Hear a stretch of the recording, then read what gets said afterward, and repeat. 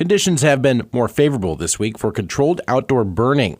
Improved humidity levels at night and calmer winds during the day created some longer windows for landowners to get in those prescribed burns this week, despite a lack of moisture to begin the month.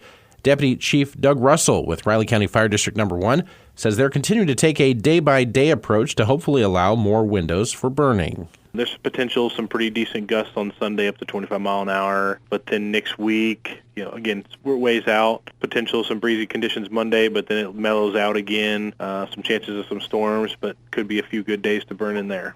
Meteorologist Chip Redmond with Kansas Mesonet says most landowners held off last week and with good measure, but he's expecting a smoky next several days in our region. I'd expect a lot of smoke across the Flint Hills, and it's that time of the year. Fires will if you're thinking about burning, keep in mind that just because we had rain doesn't mean that fire won't burn there aggressively. Is that grass will dry out in an hour, and with lower humidities in the 20 to 30% range this weekend, it'll dry out quickly.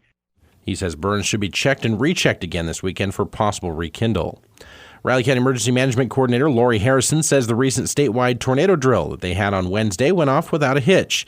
She says being prepared is key to staying safe during any severe weather event. We have told folks for many years to have multiple ways of being notified. So if one way fails, then they can receive the information through another source. And here in Riley County, we do offer the Everbridge emergency notification system for free. Those are always good, just to have multiple ways of getting that message. The city of Manhattan has 25 outdoor emergency sirens. The rest of Riley County has 11.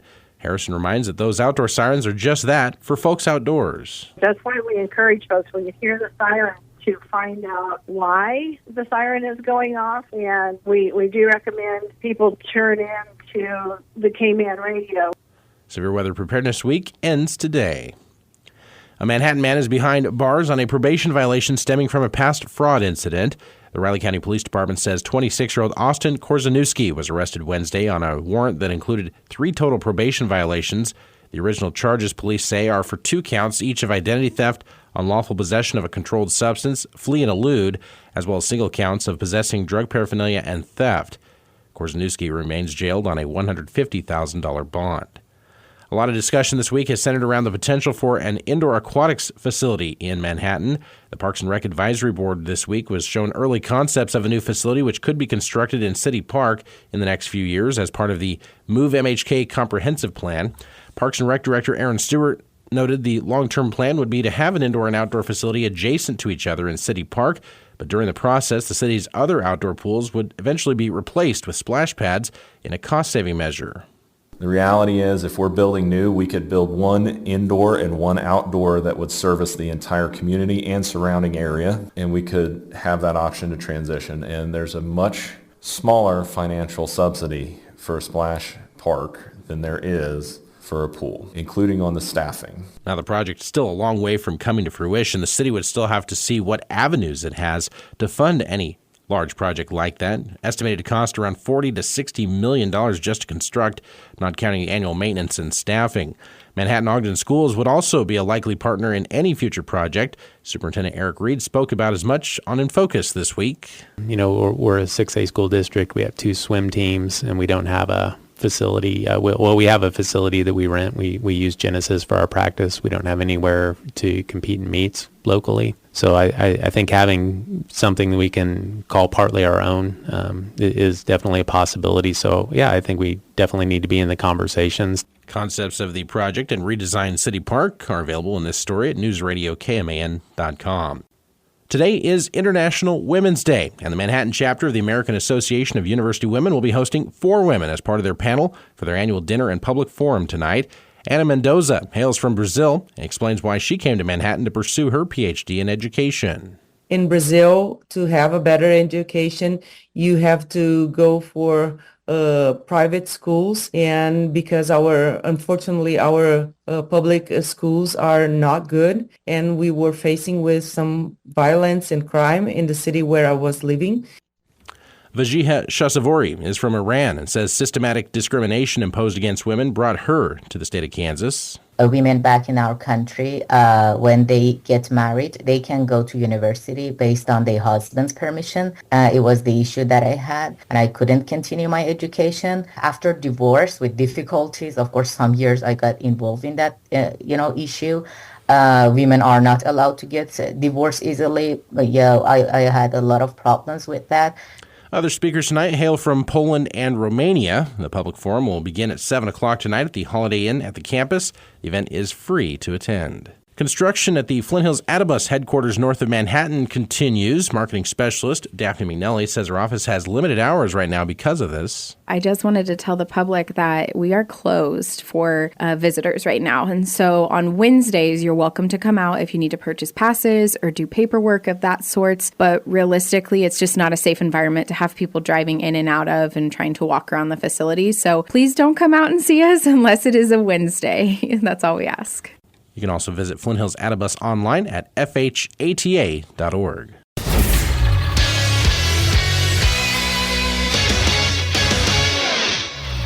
Good morning, I'm Troy Coverdale with your sports headlines at News Radio KMAN this Friday morning.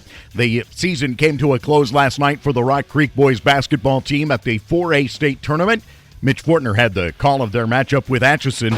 The Rock Creek boys basketball season comes to an end yesterday at the 4A state tournament in Salina after a quarterfinal loss to Atchison 68-54. Rock Creek was down 10 at the half. They got within 4 in the third quarter, but unfortunately the Phoenix was able to pull away with a strong fourth quarter, breaking Rock Creek's press with a lot of layups.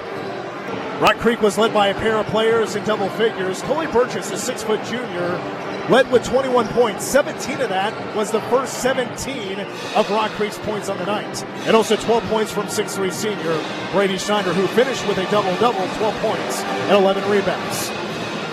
Leading the way for Atchison was 6'3 big and junior Eric Smith, who had 17 points.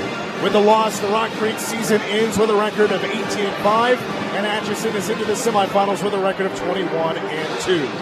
Rock Creek wraps the season at the 4A state tournament in Salina. I'm Mitch Fortner, News Radio KMAN. Valley Heights girls today open the semifinals at the 2A tournament in Dodge City as they'll face Riverside in a 2 o'clock tip-off. In 1A Division 1 today, it's Frankfort matching up with South Gray. That's a battle between teams that have a combined 4 losses. They meet in the semifinals of that tournament at 8 o'clock. The busy local sports weekend gets underway this evening as K-State baseball hits the diamond against Cincinnati in the Big 12 opener. The Cats are coming off a pair of midweek losses to top 10 Tennessee and Clemson. They'll send lefty Jacob Frost to the mound to start tonight against righty Seth Logue for the Bearcats. Coverage begins at 5:30 from Toynton Family Stadium on News Radio KMAN. K-State's men's basketball senior day is tomorrow at 1 when the Cats welcome in 6th-ranked Iowa State. 5 years is a long time in college, and you see so many different things. You meet so many new people, and we get caught up in the X's and O's and the scores and what everybody else says. But you just got to enjoy the journey and enjoy the journey with your brothers. And I'm just, like I said, I'm blessed to be able to play in the Big 12 in the best league in the world. Tyler Perry, Will McNair Jr., David Gasson, and Taymont Lindsay will be recognized Saturday. K-State goes into the matchup with a 1-game edge on Cincinnati for the 10th slot on the Big 12 men's tournament bracket and a bye past Tuesday's games in KC. Iowa State, meanwhile, a game back of Houston in the standings with still a shot to finish in a tie for first. It would put them as the number 2 seed as they all but have that locked down for the tournament that starts next week at T-Mobile Center. In the women's Big 12 tournament openers yesterday, Texas Tech and Cincinnati both claimed wins. For Cincinnati, that means they'll take on West Virginia tonight for the right to face K-State tomorrow evening in the quarterfinals. For the second time in her career, K-State center Aoka Lee has been named an All-American by The Athletic. She was a second-team selection and is averaging 20 points, 8 boards, and nearly 3 block shots per game in leading K-State to the 3rd seed in the Big 12 tournament. They'll play tomorrow evening at 8 with coverage on News Radio KMAN and Sunny 102.5. A person familiar with the agreement tells the Associated Press the Kansas City Chiefs will bring back linebacker Drew Tranquill on a 3-year, $19 million contract. Tranquill signed with the Chiefs relatively late last offseason after spending the previous 4 years with their AFC West rival, Los Angeles Chargers. Tranquill emerged as an important contributor for the league's second-ranked defense, finishing the season with 4.5 sacks while helping the Chiefs win their second straight Super Bowl.